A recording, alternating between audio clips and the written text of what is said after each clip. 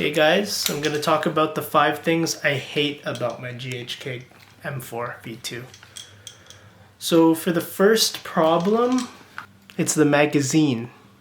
In particular, the magazine feed lips. As you can see here, there's a crack on the feed lip. I know that this is a common problem. When I first got my GHK, I didn't know about it, so I had to learn the hard way. But pretty much this single issue causes so many other problems. Let's say you have a cracked feed lip and then your gun misfeeds or double feeds. You double feed in this chamber with the stock hop up. You get 2 BBs in there, bolt comes forward, your hop up chamber is toast. You gotta buy a new one. Luckily, when I bought this gun, it came with the Maple Leaf hop up chamber, and I switched it to the original hop-up chamber just to try it out because I had an R-hopped AEG barrel, which performed really well. But after that happened, it was super frustrating because like you just get the gun and then within a mag or two, your gun's done. That wouldn't, a lot of people probably wouldn't have a positive experience. Another problem that I had was with the mags again. So when I first used it, it started leaking. Like initially it just started, I filled it up one time, shot a mag or two, and then it just started leaking. What I did is I put, it started leaking from the gas release, not the inlet valve, but the gas release. Yeah, it started leaking from here. So what I did was I put silicone oil inside here, and I left it for like maybe a day or two. Then it fixed itself. But occasionally, if I fill my mag for too long or have too much gas in there, I can hear it leaking. And usually it doesn't leak to the point where all the gas comes out, but it's a slow leak. And like, I guess around halfway it stops, which I find weird, but that's just how it is. So another thing that I absolutely hate is removing this rail system. So the process of removing the rail system isn't that hard, but once you get it off, it's so hard to put on. I guess it's just because of the Riz system, this type of system, but I would not disassemble this for fun. It's a nightmare just trying to get it back on. So hop-up chamber, as I said before, it's very fragile. If you get one double feed, bolt comes forward, your hop-up chamber is done. Another, this is not a huge problem, but for me it was really annoying. So when I bought this gun, it came with this mag. Mag drops out fine, locks back fine. It's all good. This mag I got with the gun, but it was pretty much in brand new condition. This one also drops free, kind of. So yeah, see these mags sometimes they drop free when they want to. Earlier I tried to test it and it was working fine. Let's see with the bolt open. Okay, now it doesn't want to come out. Let's see with the bolt closed. Okay, so now this one that originally was supposed to fall out isn't falling out. And it's not a huge problem, but it is kind of annoying because pay $1,000, you want your stuff to work. Okay, this is another mag. Came with the gun. This one is really hard to come out.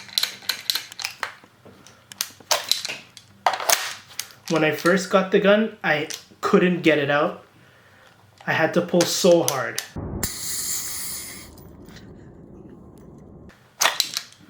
But now over time, since I've been using the gun quite a bit and the insides have been worn, these mags aren't as hard to pull out, but still they don't drop free.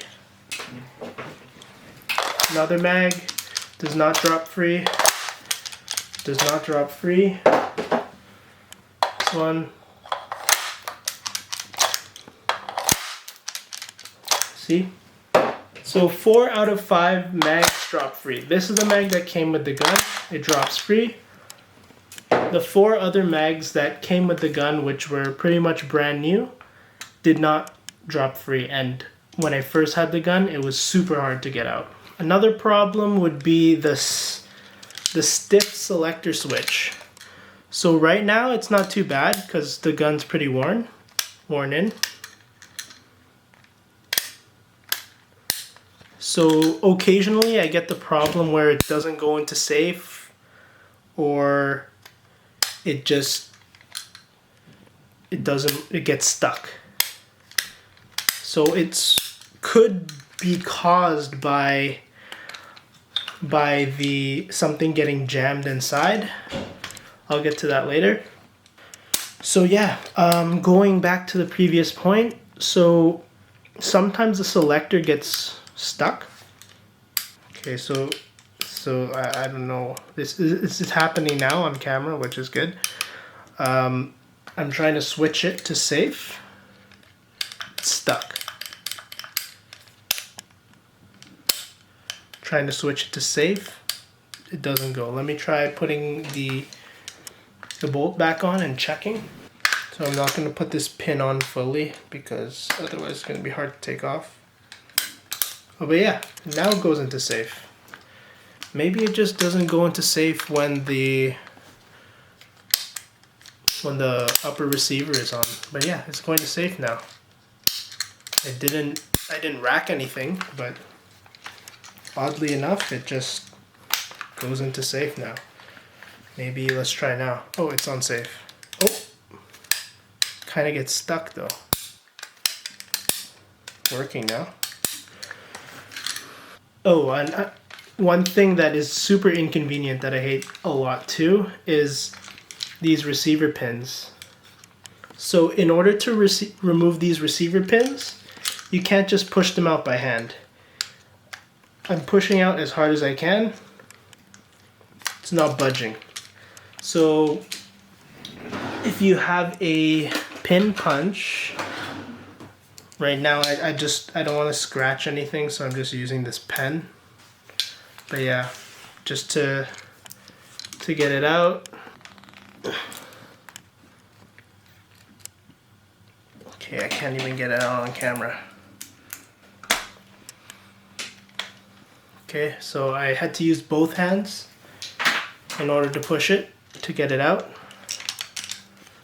And it's pretty hard to take out, but there it is. So yeah, it's kind of a minor thing, because look, if I want to push out this one, the front one, comes out no problem. I can do it by hand.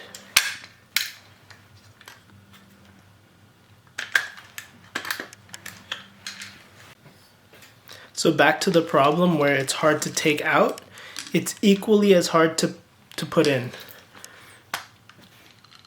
I can't get this in. I'm gonna have to tap it down with like a hammer and a pin punch or something like that.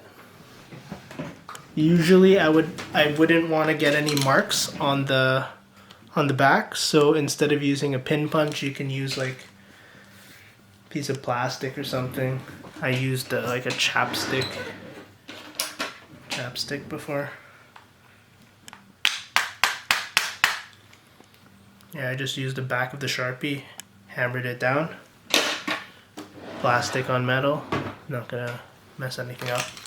But yeah, that's something that I hate about the GHK.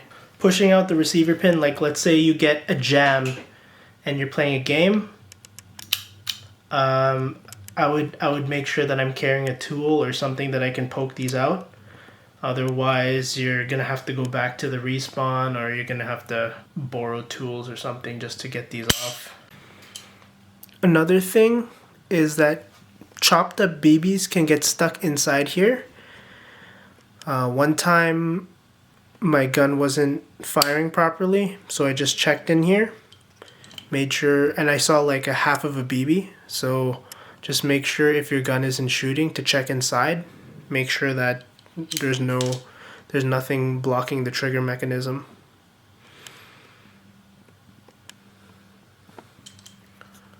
Because there's like a big gap here. But yeah, pretty much it's pretty open in there, so stuff can get stuck easily.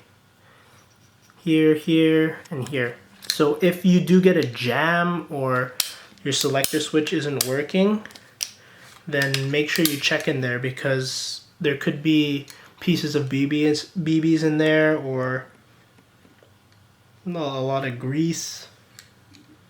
Yeah, I don't know. But take a look.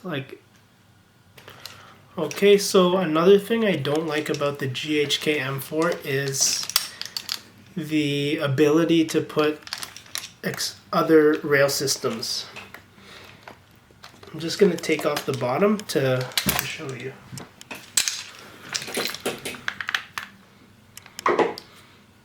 Okay, so when you take off this bottom part, if you take a look,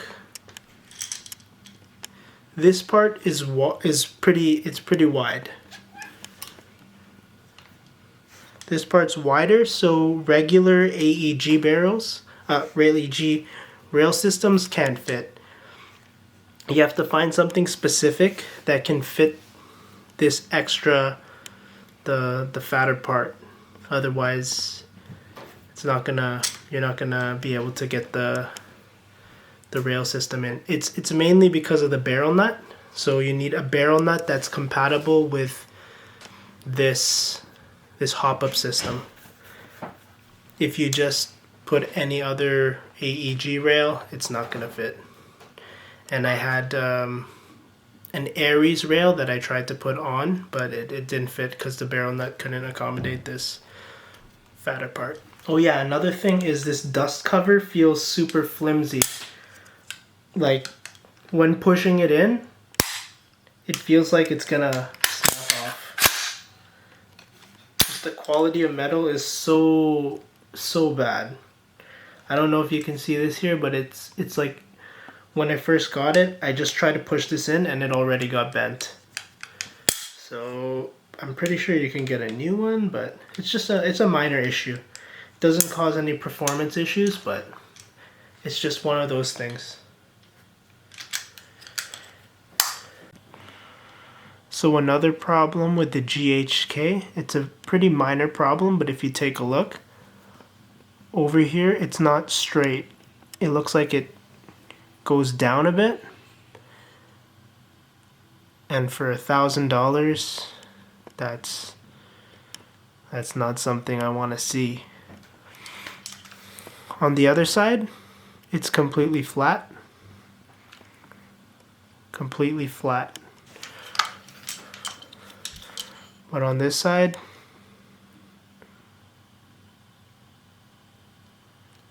see, it goes down. It's not straight. Just to recap, the first thing is the magazines. From broken feed lips to leaking mags, I just haven't had a good experience with them. Number 2, removing the rail system. Getting the rail system feels impossible to get back on. If you're going to leave the gun stock or replace the rail eventually, then this isn't much of an issue. Number 3, the plastic hop-up chamber. You can fix the issue by buying a metal hop-up chamber, but I don't want to put another $100 on top of the $1,000 I already spent on the gun, only for it to work for a few mags with the plastic chamber. Number 4, chopped BBs jamming the trigger group. This hasn't happened to any other gun I've owned except the GHK. It's hard to clean because you need to get into the crevices, which are pretty deep. Number 5, rail compatibility is limited to accommodate the hop-up chamber. AEG rail systems won't fit unless the barrel nut is wider, and you have to use the GHK GBBR rails. For some minor things, the first thing is that the mags don't drop free. The only mag that drops free is the one that came with the gun, and all the other mags that were bought separately don't drop free.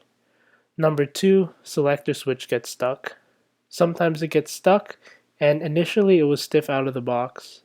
Sometimes it doesn't even go into safe. Number 3, it's hard to remove the receiver pin. It's super inconvenient because you need tools and you can't do it on the fly. Number 4, the flimsy dust cover. It literally bent the first time I used it and it feels super thin. Number 5, the receiver looks cut. For $1,000, this shouldn't happen. Thanks for watching, and let me know in the comments if this video helped you to decide to get a GHK M4 or not. Like if you haven't already, and subscribe if you want to see more.